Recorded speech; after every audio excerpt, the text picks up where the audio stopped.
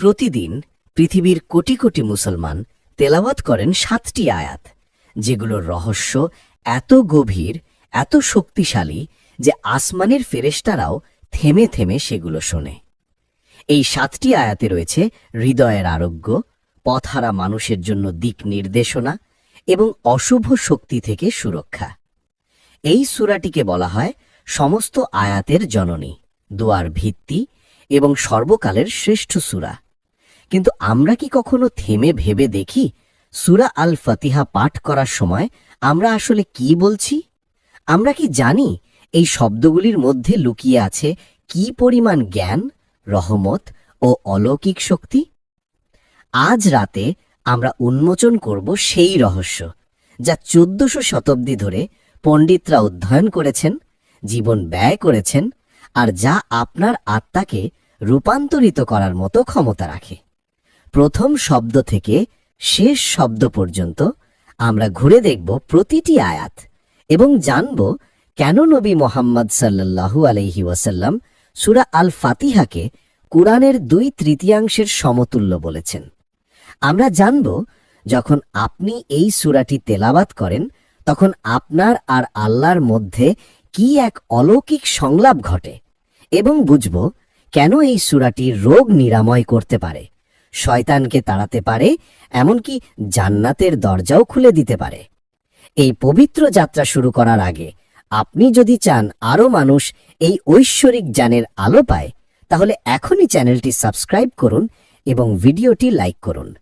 আর যদি আপনি সূরা আল ফাতিহার লুকানো শক্তি আবিষ্কারে প্রস্তুত হন, তাহলে চলুন শুরু করি আমাদের আধ্যাত্মিক ভ্রমণ। প্রথম ওহির পর সূরা আল ফাতিহার অবতরণ। ৬১০ সালে যখন হীরা গুহায় নবী মুহাম্মদ সাল্লাল্লাহু আলাইহি ওয়াসাল্লামের ওপর প্রথম ওহী নাজিল হয়, তখন ফেরেশতা জিবরাইল আলাইহিস সালাম কেবল পড়ো বলেই থেমে যাননি। তিনি এমন এক ধন নিয়ে এসেছিলেন যা পরবর্তীতে প্রতিটি মুসলিমের আত্মিক জীবনের ভিত্তি হয়ে দাঁড়াবে। সূরা আলাকের প্রথম আয়াত নাজিল হবার পর এক সময় এলো যা ফাতরাতুল ওহী নামে পরিচিত, অর্থাৎ ওহীর বিরতি। সেই সময়ে নবী মুহাম্মদ সাল্লাল্লাহু আলাইহি ওয়াসাল্লাম তার রবের কাছ থেকে আরও দিক নির্দেশনা পাওয়ার আকাঙ্ক্ষায় ছিলেন। ঠিক তখনই ফের জিবরাইল আলাইহিস সালাম অবতীর্ণ হলেন, এবার কেবল কোনো সাধারণ আয়াত নিয়ে নয়, বরং ৭টি মহান আয়াত নিয়ে, যা পৃথিবী ও আসমানের মধ্যে আলোড়ন তোলে। তাফসীরবিদদের মতে সূরা আল ফাতিহা কুরআনের প্রাচীনতম ওহীগুলির একটি। কেউ কেউ বলেন এটি দুবার অবতীর্ণ হয়েছিল, একবার মক্কায়, আরেকবার মদিনায়, যা এর গুরুত্বকে আরও বাড়িয়ে দেয়। যখন প্রথমবার এই আয়াতগুলো পাঠ করা হয়েছিল, তখন ফেরেশতারা শুনতে থেমে যায়, জিনেরা নীরব হয়ে পড়ে, এমনকি ইবলিসও কেঁপে ওঠে এই শব্দগুলির মধ্যে থাকা ঐশ্বরিক শক্তি অনুভব করে। কেন এটিকে বলা হয় উম্মুল কিতাব, গ্রন্থের জননী? কারণ এই ৭টি আয়াতে নিহিত রয়েছে সমগ্র কুরআনের সারাংশ। কুরআনের ৬০০০ আয়াতে যেসব শিক্ষা, ধারণা ও ঐশ্বরিক সত্য বিদ্যমান, সবকিছুর সংক্ষিপ্ত প্রতিচ্ছবি এই সূরাতেই পাওয়া যায়।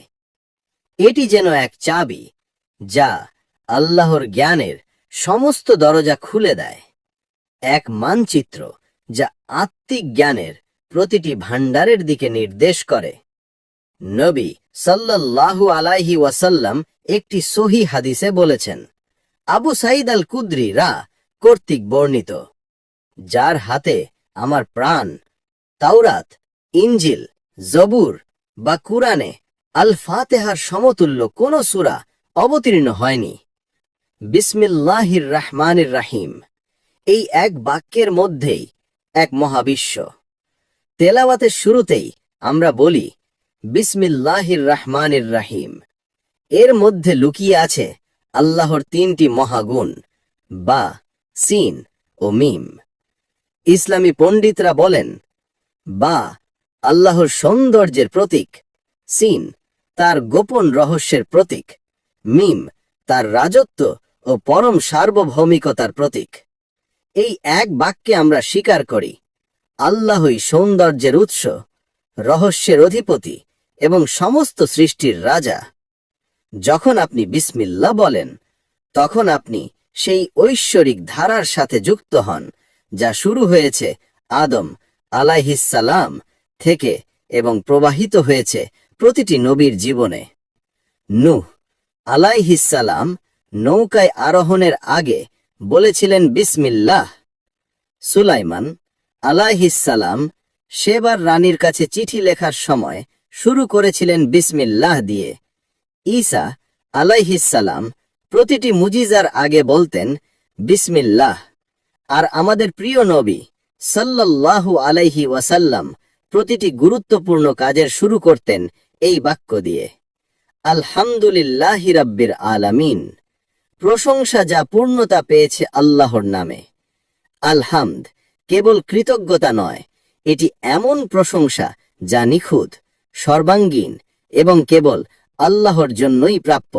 শুকর মানে নির্দিষ্ট কোনো অনুগ্রহের জন্য কৃতজ্ঞতা, কিন্তু হামদ মানে সেই স্বীকৃতি যে আল্লাহ প্রশংসার যোগ্য, এমনকি তখনও যখন আমরা তার হিকমাত বা প্রজ্ঞা বুঝতে পারি না। যখন আপনি বলেন আলহামদুলিল্লাহ, তখন আপনি ঘোষণা করেন, হে আল্লাহ, আপনি সম্পদ দিন বা দারিদ্র, সুখ দিন বা কষ্ট, আপনি তবুও প্রশংসার যোগ্য, কারণ আপনার প্রজ্ঞা নিখুঁত আর আপনার করুণা সীমাহীন। রব্বিল আলামিন বাক্যাংশটি এক বিশাল অর্থের জগৎ উন্মুক্ত করে। রব মানে কেবল প্রভু নয়, বরং এমন এক সত্তা যিনি সৃষ্টি করেন, লালন পালন করেন, পথ দেখান, সংশোধন করেন এবং পূর্ণতায় পৌঁছে দেন। এর অর্থ হল, যিনি সৃষ্টি করেন, লালন পালন করেন, পরিচালনা করেন এবং পরিপূর্ণতায় পৌঁছে দেন।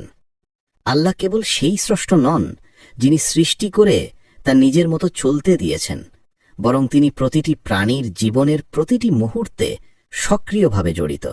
মহাবিশ্বের প্রতিটি হৃদস্পন্দন, প্রতিটি নিঃশ্বাস, প্রতিটি পরমাণুর নড়াচড়া সবকিছুই তার সরাসরি নিয়ন্ত্রণ ও তত্ত্বাবধানে ঘটে। আল আলামিন শব্দটি এসেছে আলাম এর বহু বচন থেকে, যার অর্থ জগৎ বা অস্তিত্বের জগৎসমূহ। কিন্তু প্রশ্ন হল, কতগুলো জগৎ? পণ্ডিতরা বলেন, এর মধ্যে কেবল আমাদের দৃশ্যমান ভৌত জগতই নয়, বরং সব অদৃশ্য জগৎও অন্তর্ভুক্ত। এর মধ্যে রয়েছে ফেরেশতাদের জগৎ, জিনদের জগৎ, দেহে প্রবেশের আগে আত্মার জগৎ, কবরের জগৎ, মৃত্যু ও পুনরুত্থানের মধ্যবর্তী বারজাফের জগৎ এবং আরও অসংখ্য জগৎ, যেগুলোর অস্তিত্ব একমাত্র আল্লাহই জানেন। যখন আপনি বলেন রব্বিল আলামিন, তখন আপনি ঘোষণা করেন আল্লাহই এই সব অগণিত জগতের প্রভু, দৃশ্যমান ও অদৃশ্য উভয়েরই মালিক। এখানে একটি অত্যন্ত সূক্ষ্ম ও গভীর ভাষাগত সৌন্দর্য রয়েছে। বালাগা অর্থাৎ আরবি বাগ্মিতা ও ভাষার শিল্পের পণ্ডিতরা বলেন, এই আয়াতটির গঠন নিজেই এক অলৌকিকতা। আয়াতটি শুরু হয় আলহামদু শব্দ দিয়ে, যা সৃষ্টির পক্ষ থেকে স্রষ্টার প্রশংসা। এরপর আসে রব্বিল আলামিন, যা স্রষ্টার পক্ষ থেকে তার সৃষ্টির প্রতি সম্পর্ক ও তত্ত্বাবধান নির্দেশ করে। এটি আমাদের শেখায় আল্লাহর সাথে আচরণের সঠিক শিষ্টাচার। প্রথমে আমরা তার পরিপূর্ণতা স্বীকার করে প্রশংসা ও কৃতজ্ঞতা প্রকাশ করি। তারপর স্মরণ করি তিনি আমাদের প্রভু, আমাদের রব, যা আমাদের হৃদয়ে আনয়ন করে নম্রতা, ভক্তি ও আত্মসমর্পণের অনুভূতি। দ্বিতীয় আয়াত, আর রহমানির রহিম। যারা আরবি বোঝেন না তাদের কাছে এই পুনরাবৃত্তি অপ্রয়োজনীয় মনে হতে পারে, কিন্তু বাস্তবে এটি এক গভীর ও করুণাময় উদ্দেশ্য বহন করে। কারণ যখন আমরা বলি রব্বিল আলামিন, সমস্ত জগতের প্রভু, তখন আল্লাহর মহিমা ও ক্ষমতার বিশালতা আমাদের অভিভূত করে তোলে। আমরা ভাবতে পারি, এত মহান পরাক্রমশালী এক প্রভু কি আমাদের ক্ষুদ্র দুঃখ, চাওয়া পাওয়া বা প্রার্থনার দিকে দৃষ্টি দেন? তখনই আল্লাহ তাআলা বলেন আর রহমানির রহিম, যেন তিনি নিজেই সান্ত্বনা দিয়ে বলেন, হ্যাঁ, আমি সমস্ত জগতের প্রভু, কিন্তু আমি এখনো তোমাদের প্রতি সর্বাধিক দয়ালু, সর্বাধিক করুণাময়। এই দুটি গুণের মাধ্যমে আল্লাহ আমাদের মনে করিয়ে দেন তার পরাক্রমের পাশাপাশি তার করুণা সবকিছুকে ছায়া দিয়ে রেখেছে। পরবর্তী আয়াত মালিকি ইয়াউমিদ্দিন, এর অর্থ বিচার দিনের মালিক। এখানে দুইটি ভিন্ন কিরাত বা পাঠ রয়েছে। কেউ পড়েন মালিকি, মালিক বা রাজা, আবার কেউ পড়েন মালিকি, মালিক বা অধিকারী। উভয়ই সহি ও গভীর অর্থবহ। রাজা হিসাবে আল্লাহর বিচার দিনে পূর্ণ কর্তৃত্ব ও শাসন থাকবে। মালিক হিসাবে সেই দিনের প্রতিটি ঘটনার ওপর তার সম্পূর্ণ মালিকানা ও নিয়ন্ত্রণ থাকবে। সেদিন কেউই তার অনুমতি ছাড়া কিছু বলতে বা করতে পারবে না, কেউই তার ন্যায় বিচার থেকে রেহাই পাবে না। আর দিন শব্দটি এখানে শুধু ধর্ম নয়, বরং বোঝায় জবাবদিহিতা, প্রতিদান ও ন্যায় বিচারের পূর্ণ ব্যবস্থা। অর্থাৎ সেদিন প্রত্যেক কাজ, প্রত্যেক কথা, প্রত্যেক ইচ্ছার হিসাব নেওয়া হবে আল্লাহর ন্যায় বিচারের আদালতে, যেখানে কোনো অবিচার নেই, শুধু পরিপূর্ণ সত্য। এটি সেই দিন যেদিন প্রতিটি কাজ, প্রতিটি কথা, প্রতিটি চিন্তা এবং প্রতিটি উদ্দেশ্য নিখুঁত ন্যায় বিচারের পাল্লায় ওজন করা হবে। সেই দিন যখন অত্যাচারীরা তাদের জুলুমের ফলাফলের মুখোমুখি হবে, আর যারা নির্যাতিত ছিল তারা পাবে তাদের প্রাপ্য ন্যায় বিচার। এটি সেই দিন যখন যারা আল্লাহর ইবাদতে জীবন কাটিয়েছে তারা এমন পুরস্কার পাবে যা তাদের কল্পনারও বাইরে, আর যারা সত্যকে অস্বীকার করেছে তারা দেখবে তাদের নিজের পছন্দের পরিণতি। কিন্তু প্রশ্ন হল, কেন আল্লাহ এই অধ্যায়ে কিয়ামতের দিনের উল্লেখ বিশেষভাবে করেছেন? পণ্ডিতরা বলেন, আল্লাহ যখন তার রহমত দুবার উল্লেখ করেছেন, তারপর তিনি বিচারের কথা বলেছেন আমরা যেন তার করুণায় আত্মতুষ্ট না হই এবং ভুলে না যাই যে একদিন আমাদের সবাইকে জবাবদিহি করতে হবে। আশা ও ভয়ের মধ্যে এই ভারসাম্যই একজন মুমিনের আধ্যাত্মিক পরিপূর্ণতার চাবিকাঠি। এখন আসা যাক সূরা আল ফাতিহার পরবর্তী অংশে, একটি আয়াত যা আমাদের তেলাওয়াতকে কেবল শব্দের উচ্চারণ থেকে আল্লাহর সাথে সরাসরি কথোপকথনে রূপান্তরিত করে। ইয়্যাকা না'বুদু ওয়া ইয়্যাকা নাস্তাঈন, আমরা শুধু তোমারই ইবাদত করি এবং শুধু তোমারই সাহায্য চাই। পণ্ডিতরা বলেন, এই আয়াতেই পরিবর্তন ঘটে। এখন আমরা আর তৃতীয় পুরুষে আল্লাহর সম্পর্কে কথা বলি না, বরং সরাসরি তার সাথে কথা বলি। এর আগে আমরা বলেছি সব প্রশংসা আল্লাহর জন্য, তিনি দয়ালু, তিনি ন্যায় বিচারক। কিন্তু এখানে আমরা বলছি, হে আল্লাহ, আমরা শুধু তোমারই উপাসনা করি এবং শুধু তোমারই কাছে সাহায্য প্রার্থনা করি। এটি কুরআনের ভাষাগত এক অপূর্ব অলৌকিকতা। আরবি ভাষায় যখন কোনো বিষয়ে জোর দিতে হয় তখন সাধারণত ক্রিয়াপদের আগে বস্তুটি রাখা হয়। তাই এখানে সাধারণ অনুবাদ হতো, আমরা তোমার উপাসনা করি এবং আমরা তোমার কাছে সাহায্য চাই। কিন্তু আয়াতে বস্তুটি আগে এনে বলা হয়েছে, তোমাকেই আমরা উপাসনা করি এবং তোমারই কাছে আমরা সাহায্য চাই। এর মাধ্যমে উপাসনা ও নির্ভরতার পূর্ণ একচেটিয়াতার ঘোষণা করা হয়েছে। নাবুদু শব্দটি এসেছে আবাদাহ মূল থেকে, যার অর্থ সম্পূর্ণ আত্মসমর্পণ, আনুগত্য এবং বিনম্রতা। অর্থাৎ এটি শুধু নামাজ পড়া বা রীতিনীতি পালনের মধ্যে সীমাবদ্ধ নয়, বরং জীবনের প্রতিটি ক্ষেত্রে আল্লাহর প্রতি নিঃস্বার্থ দাসত্ব ও সম্পূর্ণ নির্ভরতার প্রতিশ্রুতি। সত্যিকারের উপাসনা মানে শুধু নামাজ, রোজা বা রীতিনীতিতে সীমাবদ্ধ থাকা নয়। এটি মানে আপনার জীবনের প্রতিটি দিক, প্রতিটি সিদ্ধান্ত, প্রতিটি লক্ষ্য যেন আল্লাহ যা পছন্দ করেন এবং অনুমোদন করেন তার সাথে সঙ্গতিপূর্ণ হয়। অর্থাৎ আপনি নিজেকে একজন স্বাধীন সত্তা হিসেবে নয়, বরং এমন একজন দাস হিসেবে দেখেন যার জীবনের একমাত্র উদ্দেশ্য হল তার প্রভুকে সন্তুষ্ট করা। নাস্তাহীন শব্দটির অর্থ সাহায্য চাওয়া, কিন্তু এর ভিতরে রয়েছে আরও গভীর অর্থ, আমাদের দুর্বলতার পূর্ণ স্বীকৃতি এবং আল্লাহর পরম শক্তির প্রতি সম্পূর্ণ নির্ভরতা। যখন আপনি বলেন তোমারই সাহায্য চাই, তখন আপনি ঘোষণা করছেন, হে আল্লাহ, তোমার সাহায্য ছাড়া আমি কোনো ভালো কাজই করতে পারব না। তোমার অনুমতি ছাড়া আমি এমনকি পরবর্তী নিঃশ্বাসও নিতে পারব না। তোমার শক্তি ছাড়া আমি হাত নাড়াতে পারি না, চোখের পলকও ফেলতে পারি না। এটি শুধু বিনয় নয়, এটি বাস্তবতার স্বীকৃতি। পণ্ডিতরা বলেন, পুরো ইসলাম এই দুই মৌলিক ধারণার উপর প্রতিষ্ঠিত। এবাদত অর্থাৎ উপাসনা এবং ইস্তিয়ানা অর্থাৎ সাহায্য চাওয়া। আল্লাহ যা কিছু আদেশ করেছেন সবই উপাসনার অংশ, আর সেই আদেশগুলো পালনের জন্য যে শক্তি, ধৈর্য ও সামর্থ্য প্রয়োজন তা চাওয়াই হল সাহায্য প্রার্থনার অংশ।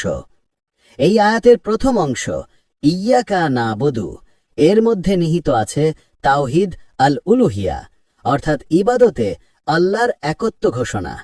আর দ্বিতীয় অংশ ওয়া ইয়াকা নাস্তাঈন, এর মধ্যে রয়েছে তাওহিদ আর রুবুবিয়া অর্থাৎ সাহায্য ও ক্ষমতার একমাত্র উৎস হিসেবে আল্লাহর একত্ব প্রতিষ্ঠা। এই একসেচিয়া উপাসনা ও নির্ভরতার ঘোষণা দেওয়ার পর আমরা পেশ করি আমাদের প্রথম অনুরোধ, ইহদিনা সিরাতাল মুস্তাকিম, অর্থাৎ আমাদেরকে সরল পথে পরিচালিত করুন। এটি শুধু হেদায়েতের জন্য প্রার্থনা নয়, এর মধ্যে রয়েছে এক গভীর আবেগময় আবেদন, যেন আল্লাহ আমাদের এমন ভাবে পথ দেখান যেমন একজন মমতাময় পিতা তার সন্তানের হাত ধরে পথ দেখান।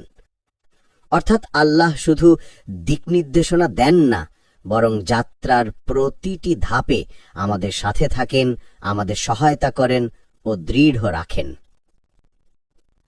সিরাত শব্দটির অর্থ একটি স্পষ্ট সুপথ, কিন্তু এটি যে কোনো পথ নয়, বরং সেই পথ যা সরাসরি আল্লাহর দিকে নিয়ে যায়, তার সন্তুষ্টি ও রহমতের পথে।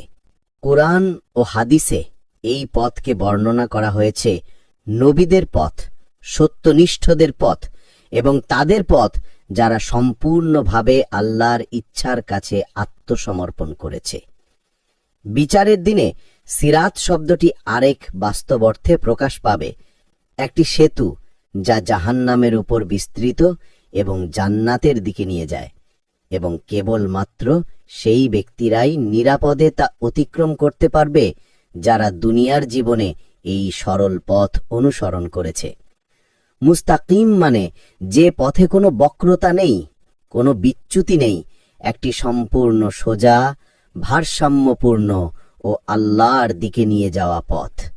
এক বিভ্রান্তিকর পৃথিবীতে, যেখানে অসংখ্য কণ্ঠস্বর, মতাদর্শ আর দৃষ্টিভঙ্গি একে অন্যের সঙ্গে সংঘর্ষে লিপ্ত, মানুষ ক্রমাগত হারিয়ে যায় সত্যের সন্ধানে। কিন্তু এই বিভ্রান্তির মাঝেও একটি পথ আছে যা প্রকৃত সাফল্য, প্রশান্তি ও চিরন্তন সুখের দিকে নিয়ে যায়। সেটি হলো সেই পথ যা আল্লাহ তার প্রেরিত নবীদের মাধ্যমে দেখিয়েছেন, আর সেই পথের সর্বশেষ ও পরিপূর্ণ রূপ নিয়ে এসেছেন শেষ নবী মুহাম্মদ সাল্লাল্লাহু আলাইহি ওয়াসাল্লাম, যার বার্তা সংরক্ষিত আছে কোরআন ও খাঁটি সুন্নাহ হয়। কিন্তু প্রশ্ন আসে, যেহেতু আমরা ইতিমধ্যে মুসলিম, তাহলে প্রতিদিন বারবার বলি কেন আমাদেরকে সরল পথে পরিচালিত করুন? পণ্ডিতরা বলেন, হেদায়েত বা দিক নির্দেশনা অনেক স্তর ও পর্যায়ে বিভক্ত। বা জ্ঞানগত হেদায়েত, যখন আল্লাহ তোমার হৃদয় ও মনকে সত্য বোঝার জন্য উন্মুক্ত করেন। কর্মগত হেদায়েত, যখন আল্লাহ তোমাকে সেই জ্ঞানের উপর আমল করার শক্তি দেন। অটলতার হেদায়েত, যখন আল্লাহ তোমাকে পরীক্ষা, প্রলোভন আর কষ্টের মধ্যেও সঠিক পথে স্থির রাখেন। উন্নতির হেদায়েত, যখন আল্লাহ তোমার ঈমান, বোধগম্যতা আর আত্মিক অবস্থাকে ক্রমাগত উন্নত করেন। অতএব দিক নির্দেশনা একবার পাওয়ার বিষয় নয়, এটি এক ধারাবাহিক প্রক্রিয়া। প্রতিদিন, প্রতি মুহূর্তে আমরা নতুন চ্যালেঞ্জ, নতুন সিদ্ধান্ত, নতুন প্রলোভনের মুখোমুখি হই। আর আল্লাহর অবিরাম দিক নির্দেশনা ছাড়া আমরা সহজেই পথ হারিয়ে ফেলতে পারি। তাই সালাতে প্রতিবার আমরা এই দোয়াটি পুনরাবৃত্তি করি, ইহদিনাস সিরাতাল মুস্তাকিমা, অর্থাৎ আমাদেরকে সরল পথে পরিচালিত করুন। এবং সূরা আল ফাতিহার শেষ আয়াত আমাদের জানায় সেই সরল পথটি আসলে কি। সিরাতাল্লাযীনা আন'আমতা আলাইহিম গায়রিল মাগদুবি আলাইহিম ওয়ালাদ-দাল্লিন, অর্থাৎ তাদের পথ যাদের প্রতি তুমি অনুগ্রহ করেছ, তাদের পথ নয় যাদের উপর তোমার ক্রোধ নেমে এসেছে, আর নয় তাদের পথ যারা পথভ্রষ্ট হয়েছে। এই আয়াতে সরল পথের ইতিবাচক ও নেতিবাচক উভয় দিক ব্যাখ্যা করা হয়েছে। আমাদের কি অনুসরণ করতে হবে এবং কি এড়িয়ে চলতে হবে তা স্পষ্টভাবে জানানো হয়েছে। আল্লাযীনা আন'আমতা আলাইহিম বলতে বোঝানো হয়েছে যারা আল্লাহর অনুগ্রহ ও হেদায়েত লাভ করেছে। কুরআনের সূরা নিসায় এই বিষয়ে বলা হয়েছে, যে কেউ আল্লাহ ও তার রাসূলের আনুগত্য করবে সে থাকবে তাদের সঙ্গে যাদের প্রতি আল্লাহ অনুগ্রহ করেছেন, নবী, সত্যবাদী, শহীদ এবং সৎকর্মশীলরা। সূরা আন-নিসা আয়াত ৬৯। এরা সেই মহান ব্যক্তিত্ব যাদের আদর্শ অনুসরণ করা আমাদের জন্য শ্রেষ্ঠ উদাহরণ, যাদের পদাঙ্কে চললে আমরা সত্যিকারের সরল পথে থাকতে পারব। তাদের চরিত্র, তাদের ত্যাগ, তাদের আনুগত্যই আমাদের জন্য পথ প্রদর্শক আলো। নবীগণ মানবজাতির মধ্যে সর্বোচ্চ মর্যাদা সম্পন্ন, মানব পরিপূর্ণতা, আত্মিক বিশুদ্ধতা এবং আল্লাহর নৈকট্যের চূড়ান্ত স্তর। তাদেরকে আল্লাহ তাআলা নিজ হাতে মনোনীত করেছেন ঐশী ওহী গ্রহণের জন্য এবং মানবতাকে সত্য, ন্যায় ও আলোর পথে পরিচালিত করার জন্য। তাদের জীবন মানব অস্তিত্বের প্রতিটি ক্ষেত্রে কেমন করে আল্লাহর নির্দেশনা বাস্তবে প্রয়োগ করতে হয় তার এক নিখুঁত উদাহরণ। নবীদের পরে আসেন সিদ্দীকুন, যারা নবীদের প্রতি অটল বিশ্বাস রাখতেন এবং বিনা দ্বিধায় তাদের অনুসরণ করতেন। তাদের মধ্যে সর্বাধিক বিখ্যাত হলেন আবু বকর রাদিয়াল্লাহু আনহু, যিনি নবী করিম সাল্লাল্লাহু আলাইহি ওয়াসাল্লাম যা বলতেন তা নিঃসংকোচে পূর্ণ বিশ্বাসে গ্রহণ করতেন। তার এই অটল বিশ্বাসের জন্যই তাকে দেওয়া হয়েছিল উপাধি আস-সিদ্দীক, অর্থাৎ সত্যবাদীদের নেতা। এরপর আছে শুহাদাও, যারা আল্লাহ সন্তুষ্টির জন্য নিজেদের জীবন উৎসর্গ করেন। তারা দুনিয়ার নিরাপত্তা বা আরাম নয়, বরং পরকাল ও আল্লাহ সন্তুষ্টিকে প্রাধান্য দেন। তবে শাহাদাত কেবল যুদ্ধক্ষেত্রে মৃত্যুবরণকারীদের মধ্যে সীমাবদ্ধ নয়। রাসূলুল্লাহ সাল্লাল্লাহু আলাইহি ওয়াসাল্লাম বলেছেন, যারা প্লেগে মারা যায়, যারা সন্তান জন্মদানের সময় মারা যায়, যারা তাদের সম্পদ বা সম্মান রক্ষার জন্য সংগ্রাম করে প্রাণ হারায়, তারাও শহীদের মর্যাদা পায়। তাদের মিলিত বৈশিষ্ট্য একটাই, তারা আল্লাহর পথে সংগ্রাম করতে করতে দুনিয়া ত্যাগ করেছেন। এরপর উল্লেখ আসে সালিহিনদের, যারা ধারাবাহিকভাবে সৎকর্ম করে, পাপ থেকে দূরে থাকে, আল্লাহকে বারবার স্মরণ করে, তার ক্ষমা প্রার্থনা করে, মানুষের সাথে দয়া ও ন্যায় বিচারের সাথে আচরণ করে এবং দুনিয়ার কাজের পাশাপাশি পরকালের প্রস্তুতিও নিতে ভুলে না। তারা সাধারণ মানুষ, কিন্তু তাদের নিষ্ঠা, ধারাবাহিকতা ও আন্তরিকতার মাধ্যমে অর্জন করে অসাধারণ আধ্যাত্মিক মর্যাদা। এরপর আয়াতে উল্লেখ করা হয়েছে গায়রিল মাগদুবি আলাইহিম ওয়ালাদ-দাল্লিন, অর্থাৎ তাদের পথ নয় যাদের উপর তোমার ক্রোধ নেমে এসেছে, আর নয় তাদের পথ যারা পথভ্রষ্ট হয়েছে। পণ্ডিতরা ব্যাখ্যা করেন, আল মাগদুবি আলাইহিম বলতে বোঝানো হয়েছে সেই সব লোকদের যারা সত্য জানত কিন্তু অহংকার, হিংসা বা পার্থিব স্বার্থের কারণে তা প্রত্যাখ্যান করেছিল। তাদের হাতে ছিল জ্ঞান, প্রমাণ ও ঐশী নির্দেশনা, তবুও তারা নিজেদের আকাঙ্ক্ষা ও স্বার্থকে অগ্রাধিকার দিয়ে সত্যের বিরোধিতা করেছিল। হাদিসে বলা হয়েছে, এই দলের প্রথম উদাহরণ ছিল ইয়াহুদিরা, যারা স্পষ্ট নিদর্শন ও ধর্মগ্রন্থ প্রাপ্ত হওয়া সত্ত্বেও নবীদের অস্বীকার করেছিল ও সত্যকে বিকৃত করেছিল। অন্যদিকে আদ-দাল্লিন বলতে বোঝানো হয়েছে তাদেরকে, যারা অহংকার নয় বরং অজ্ঞতা ও ভুল আবেগের কারণে পথভ্রষ্ট হয়েছিল।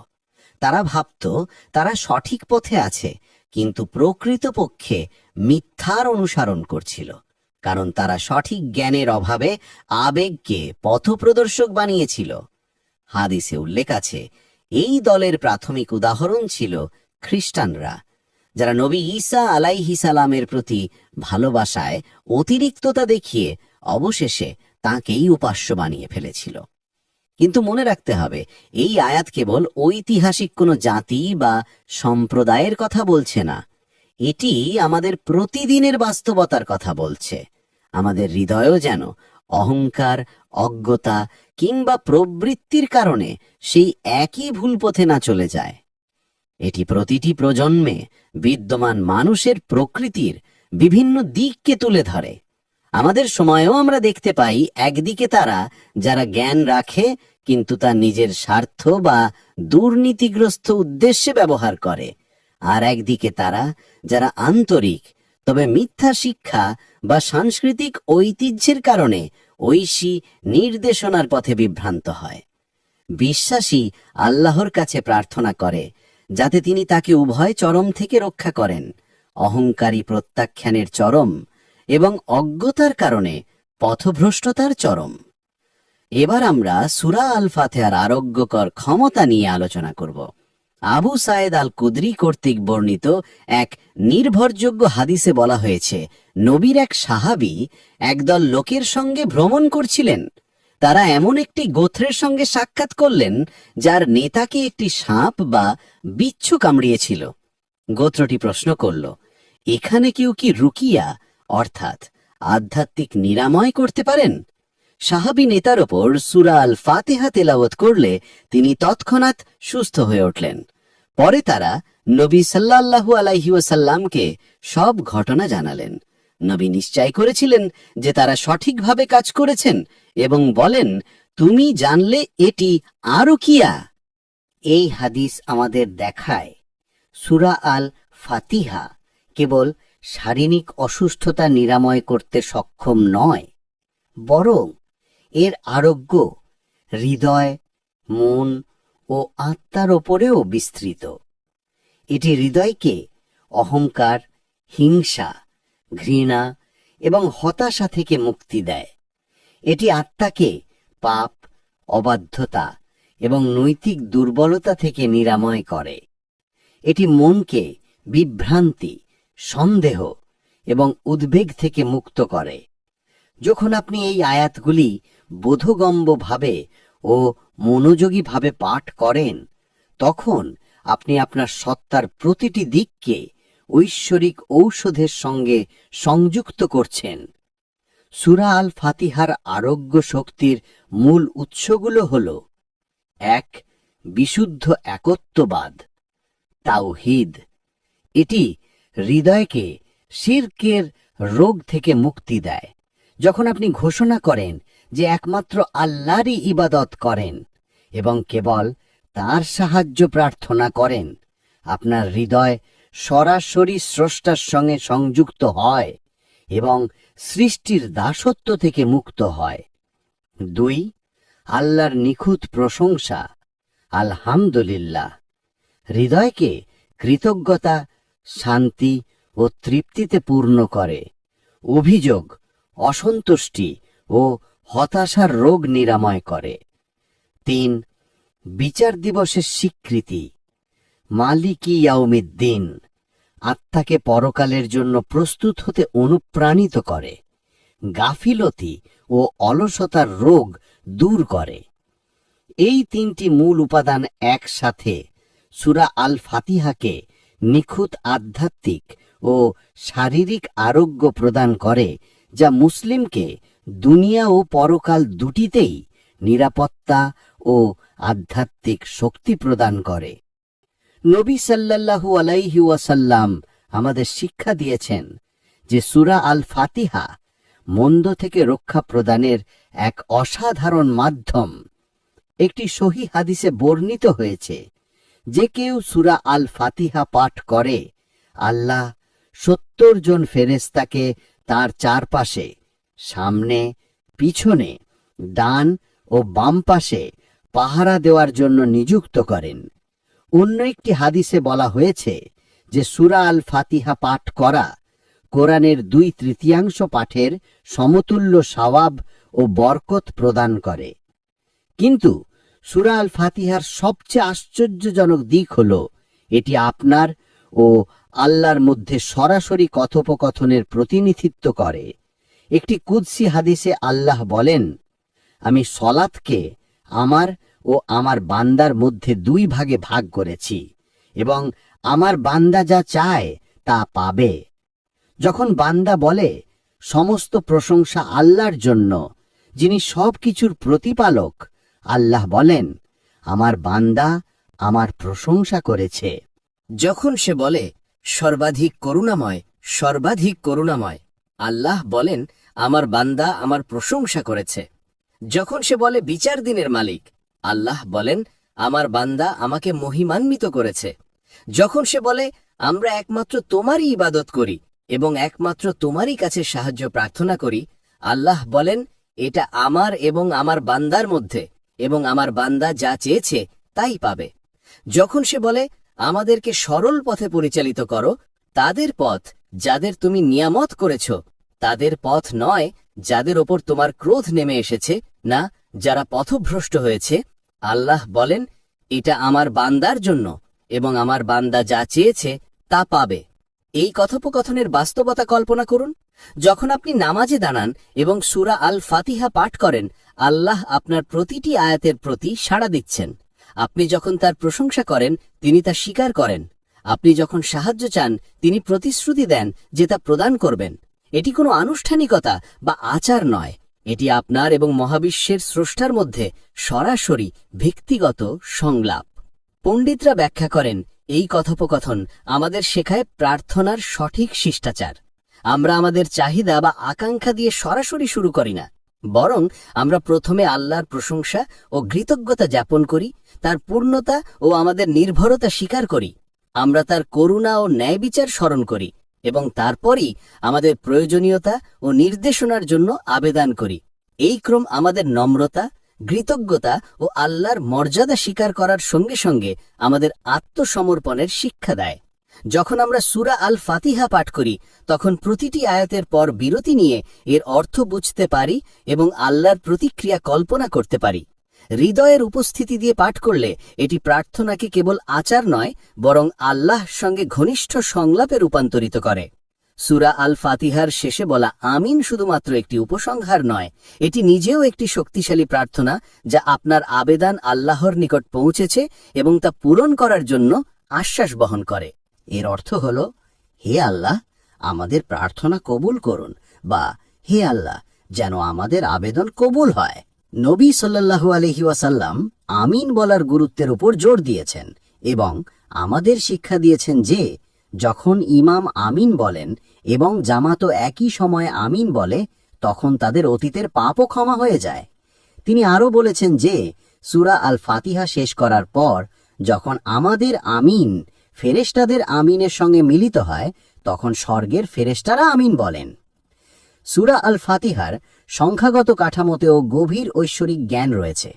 এটি 7টি আয়াত নিয়ে গঠিত এবং ইসলামী শিক্ষায় 7 নম্বর প্রায়শই পূর্ণতা এবং পরিপূর্ণতার প্রতীক হিসেবে দেখা হয়, যেমন 7টি আসমান, 7টি জমিন, 7টি স্তরের জান্নাত এবং 7টি স্তরের জাহান্নাম। হজ ও ওমরার সময় মুসলিমরা 7 বার কাবা তাওয়াফ করেন। নবী সাল্লাল্লাহু আলাইহি ওয়াসাল্লামও বিভিন্ন ক্ষতি ও বিপদ থেকে রক্ষা পাওয়ার জন্য 7 বার আল্লাহর আশ্রয় প্রার্থনার পরামর্শ দিয়েছেন। সূরা আল ফাতিহায় 7 নম্বরের এই পুনরাবৃত্তি নির্দেশনা এবং বরকতের উৎস হিসেবে এর পূর্ণতা নির্দেশ করে। সূরা আল ফাতিহার প্রতিটি আয়াত ইসলামী বিশ্বাস ও অনুশীলনের সঙ্গে সম্পূর্ণ সামঞ্জস্যপূর্ণ। প্রথম আয়াতে আল্লাহর নাম দিয়ে শুরু করা হয়েছে এবং তার আশীর্বাদ কামনা করা হয়েছে।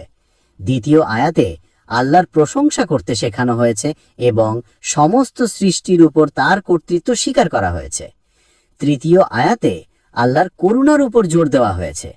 চতুর্থ আয়াতে বিচার দিবস এবং ঐশ্বরিক ন্যায় বিচারের কথা স্মরণ করানো হয়েছে।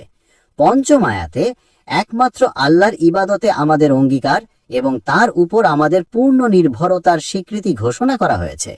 ষষ্ঠ আয়াতে সরল পথে পরিচালনার জন্য প্রার্থনা অন্তর্ভুক্ত রয়েছে। সপ্তম আয়াতে সেই সরল পথের ইতিবাচক এবং নেতিবাচক উদাহরণ দিয়ে নির্দেশনার প্রকৃতি ব্যাখ্যা করা হয়েছে। সূরা আল ফাতিহার ভাষাগত নিখুঁততা 14 শতাব্দী ধরে আরবি সাহিত্যের পণ্ডিতদের বিস্মিত করেছে। সংক্ষিপ্ত হলেও এতে আরবি বাগ্মিতার প্রায় সব ধরনের নিখুঁত অভিব্যক্তির উদাহরণ বিদ্যমান, যা সূরাটিকে কেবল আধ্যাত্মিকভাবেই নয়, ভাষাগত এবং সাহিত্যিক দিক থেকেও অদ্বিতীয় করে তোলে। পথনির্দেশনাকে পথ হিসাবে উল্লেখ করার ক্ষেত্রে সূরা আল ফাতিহায় ইস্তিয়ারা বা রূপক ব্যবহৃত হয়েছে। ইহুদি ও খ্রিস্টান সম্প্রদায়কে সরাসরি নাম না দিয়ে পরোক্ষভাবে উল্লেখ করার জন্য কিনিয়া ব্যবহার করা হয়েছে। রাহমান ও রাহিমের জুটিতে তারাদিফ বা সমার্থকতার সৌন্দর্য রয়েছে। পথভ্রষ্টদের সাথে আশীর্বাদ প্রাপ্তদের তুলনা করার ক্ষেত্রে তিব্বাক অর্থাৎ বিপরীতার্থকতা ব্যবহৃত হয়েছে। আল্লাহর রহমত দুবার উল্লেখ করার ক্ষেত্রে তাকরাহ অর্থপূর্ণ পুনরাবৃত্তি প্রতিফলিত হয়। এই প্রতিটি বাগ্মী কৌশল সংক্ষিপ্ত শব্দের মাধ্যমে সর্বোচ্চ অর্থ প্রকাশের লক্ষ্য অর্জন করে। আরবি ভাষায় সূরা আল ফাতিহার সুর ও ছন্দ পাঠক এবং শ্রোতার ওপর একটি অনন্য মানসিক ও আধ্যাত্মিক প্রভাব সৃষ্টি করে। আয়াতগুলির শেষাংশগুলি একটি সুরেলা প্যাটার্ন তৈরি করে, যা মুখস্থ করা এবং তা নিয়ে চিন্তা করা সহজ করে দেয়। এক আয়াত থেকে অন্য আয়াতের প্রবাহ একটি নিখুঁত সঙ্গীতের মতো প্রাকৃতিক এবং অনিবার্য মনে হয়। এ কারণে অনেক অ-আরবি ভাষাভাষী ব্যক্তি সূরা আল ফাতিহা সুন্দরভাবে আবৃত্তি শুনে কান্নায় ভেঙে পড়েন, এমনকি যখন তারা শব্দগুলোর অর্থ বুঝতে পারেন না। কোরআনের ঐশ্বরিক উৎকর্ষ কেবল অর্থে নয়, পাঠের শব্দ ও ছন্দের মধ্যেও প্রকাশিত। আধুনিক বৈজ্ঞানিক গবেষণায় দেখা গেছে যে কোরআন তেলাওয়াত মানব মনস্তত্ত্ব ও শারীরিক স্বাস্থ্যের ওপর ইতিবাচক প্রভাব ফেলে। গবেষণায় দেখা গেছে যে কোরআন শোনা মানসিক চাপের হরমোন হ্রাস করতে, রক্তচাপ কমাতে এবং শান্তি ও সুস্থতার অনুভূতি বৃদ্ধি করতে পারে। বিশেষভাবে সূরা আল ফাতিহার তেলাওয়াত মস্তিষ্কের এমন অংশকে সক্রিয় করে যা ধ্যান, প্রার্থনা এবং আধ্যাত্মিক অভিজ্ঞতার সঙ্গে সম্পর্কিত। সঠিক তেলাওয়াতের মাধ্যমে স্বাভাবিক ছন্দবদ্ধ শ্বাস-প্রশ্বাস তৈরি হয়, যা মানসিক স্বচ্ছতা ও শিথিলতা বৃদ্ধি করে। কিন্তু সূরা আল ফাতিহার প্রকৃত শক্তি কেবল বৈজ্ঞানিক যন্ত্র দ্বারা পরিমাপযোগ্য নয়। এর শক্তি নিহিত রয়েছে মানব আত্মাকে স্রষ্টার সঙ্গে সংযুক্ত করার, হৃদয়কে ত্বরান্বিত করার, আধ্যাত্মিক অসুস্থতা নিরাময় করার এবং জীবনের প্রতিটি ক্ষেত্রে দিক নির্দেশনা প্রদানের ক্ষমতায়। প্রাথমিক মুসলিমরা এই আয়াতগুলি তেলাওয়াতের মাধ্যমে নিপীড়নের মুখোমুখি হওয়ার শক্তি, বিশ্বাসের জন্য ত্যাগ স্বীকার করার সাহস এবং আল্লাহর নির্ধারিত পরিকল্পনাকে গ্রহণের শান্তি খুঁজে পেতেন। পণ্ডিতরা এই আয়াতগুলি অধ্যয়ন করে ইসলামী ধর্মতত্ত্ব, আইনশাস্ত্র এবং আধ্যাত্মিকতার ভিত্তি আবিষ্কার করেন। সাধু ও মরমী ব্যক্তিরা এগুলিতে ঐশ্বরিক জ্ঞান এবং আল্লাহর নৈকট্যের প্রবেশদ্বার খুঁজে পান। সূরা আল ফাতিহা তাই কেবল একটি আধ্যাত্মিক প্রার্থনা নয়, এটি মানব জীবনের জন্য পূর্ণাঙ্গ নির্দেশনা, চিকিৎসা এবং মন ও আত্মার জন্য পবিত্র শক্তির উৎস। সূরা আল ফাতিহার ব্যাপক অর্থ হল এটি মানুষের প্রতিটি চাহিদা এবং পরিস্থিতির জন্য সমাধানের পথ প্রদর্শন করে। যখন আপনি কৃতজ্ঞ হন, এটি শেখায় কৃতজ্ঞতা কিভাবে সঠিকভাবে প্রকাশ করতে হয়। যখন আপনি প্রয়োজনে থাকেন, এটি নির্দেশ করে কাকে ভরসা করতে হবে। বিভ্রান্তির সময় এটি আপনার উদ্দেশ্য এবং গন্তব্য স্পষ্ট করে। ভয়ের মুহূর্তে এটি আল্লাহ করুণা ও সুরক্ষার কথা মনে করিয়ে দেয়। প্রলুব্ধ হওয়ার সময় এটি আপনার একমাত্র আল্লাহর প্রতি অঙ্গীকারকে দৃঢ় করে। সমস্যার মুখোমুখি হলে এটি আপনাকে তাদের উদাহরণের সঙ্গে সংযুক্ত করে যারা দৃঢ় ও অবিচল ছিল। সূরা আল ফাতিহার সার্বজনীনতা মানুষের বিভিন্ন পট্টভূমি ও অবস্থার সঙ্গে প্রাসঙ্গিকতার মধ্যেই প্রকাশ পায়। আপনি ধনী হন বা দরিদ্র, তরুণ হন বা বৃদ্ধ, জ্ঞানী হন বা সরল, সুস্থ হন বা অসুস্থ, এই 7টি আয়াত আপনার অবস্থার সঙ্গে কথা বলে এবং যা প্রয়োজন তা প্রদান করে। একজন রাজা এতে খুঁজে পান নম্রতার শিক্ষা, মনে করায় যে তিনি এখনো আল্লাহর দাস। একজন ভিক্ষুক পান ব্যক্তিগতভাবে স্রষ্টার সম্বোধনের মর্যাদা। একজন পণ্ডিত আবিষ্কার করেন গভীর অর্থ, যা অধ্যয়নের সঙ্গে বৃদ্ধি পায়। আর একজন সরল বিশ্বাসী খুঁজে পান সহজ নির্দেশনা ও সান্ত্বনা, যা কোনো জটিল ব্যাখ্যার প্রয়োজন ছাড়াই হৃদয় স্পর্শ করে। এই কারণেই সূরা আল ফাতিহা ফরজ বা স্বেচ্ছা প্রতিটি নামাজের প্রতিটি রাকাতে পাঠ করা হয়। এটি কেবল নামাজের অংশ নয়, বরং নামাজের সারমর্ম। কুরআনের অন্য প্রতিটি আয়াত শুধু এটিকে পরিপূরক করে, নির্দিষ্ট বিষয় যোগ করে, কিন্তু কখনো এর মৌলিক গুরুত্ব প্রতিস্থাপন করতে পারে না। নবী সাল্লাল্লাহু আলাইহি ওয়াসাল্লাম বলেছেন, যে ব্যক্তি সূরা আল ফাতিহা পাঠ করে না, তার নামাজ নেই, যা এর অনিবার্য প্রকৃতি স্পষ্ট করে। সূরা আল ফাতিহার কুরআনের শুরুতে অবস্থানও তাৎপর্যপূর্ণ। এটি পরবর্তী সকল আয়াত ও অধ্যায়ের জন্য একটি ভিত্তি স্থাপন করে। এটি মূল ধারণা, দৃষ্টিভঙ্গি এবং নৈতিক কাঠামো প্রদান করে, যা বাকি কুরআনের আয়াতগুলোকে সুসংহতভাবে বোঝার জন্য অপরিহার্য। সূরা আল ফাতিহার পাঠ অন্তরে ধারণ করলে বাকি অধ্যায়ের নির্দেশনা এবং শিক্ষা সহজে উপলব্ধ হয়। অন্যথায় তারা বিচ্ছিন্ন গল্প, আইন এবং উপদেশের মতো মনে হতে পারে। এই ভিত্তি ছাড়া কুরআনের বাকি অংশের সম্পূর্ণ দিক নির্দেশনা বোঝা সম্ভব নয়। এটি সুসংহত সমগ্রের অংশ, যা এই 7টি আয়াতে প্রবর্তিত কেন্দ্রীয় বিষয়ের দিকে নির্দেশ করে। সূরা আল ফাতিহার লুকানো শক্তি সম্পর্কে আমাদের অন্বেষণ শেষ হলেও মনে রাখতে হবে, কর্ম ছাড়া জ্ঞান পূর্ণ অর্থে লাভজনক হয় না। সূরা আল ফাতিহার অর্থগুলো বোঝা কেবল প্রথম ধাপ মাত্র। প্রকৃত রূপান্তর আসে তখন যখন আমরা প্রতিদিনের তেলাওয়াতে এই বোধগম্যতাকে জীবনে প্রয়োগ করি, যখন আমরা আল্লাহর সঙ্গে আমাদের কথোপকথনে সম্পূর্ণ সচেতনভাবে নামাজে দাঁড়াই এবং আয়াতগুলোর নির্দেশনার সন্ধান করি, তখন আল্লাহ যাদের উপর অনুগ্রহ করেছেন তাদের উদাহরণ অধ্যয়ন ও অনুসরণ করতে সাহায্য করেন। আজই সূরা আল ফাতিহা পাঠ করে মনোযোগ সহ ধ্যান এবং হৃদয়ের উপস্থিতিতে শুরু করুন। শব্দগুলোকে তাড়াহুড়ো করবেন না, বরং প্রতিটি আয়াতের পরে বিরতি নিন, তার অর্থ ভাবুন এবং আল্লাহর প্রতিক্রিয়া কল্পনা করুন। এই আয়াতগুলোকে ব্যবহার করুন নিজের আধ্যাত্মিক অবস্থা যাচাই করার জন্য।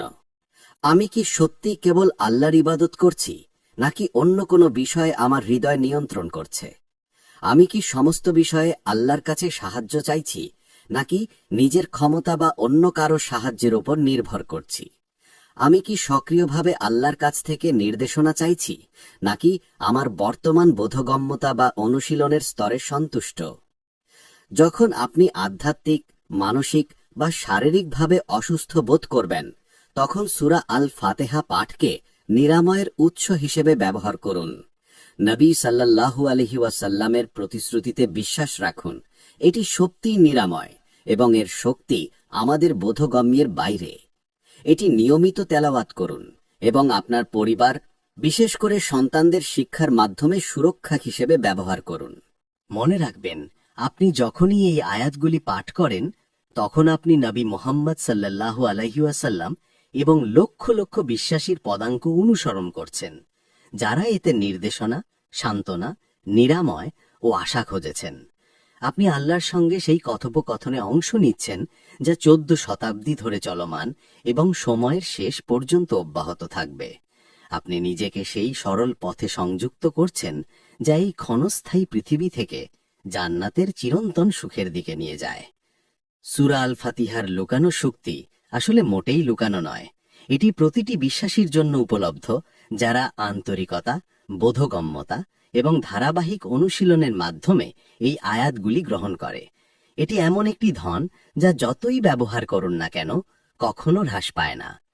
একটি জ্ঞানের কূপ যা কখনো শুকায় না, এবং এমন এক আলো যা কখনো নিভে যায় না, যত হৃদয়ে আলোকিত হোক না কেন।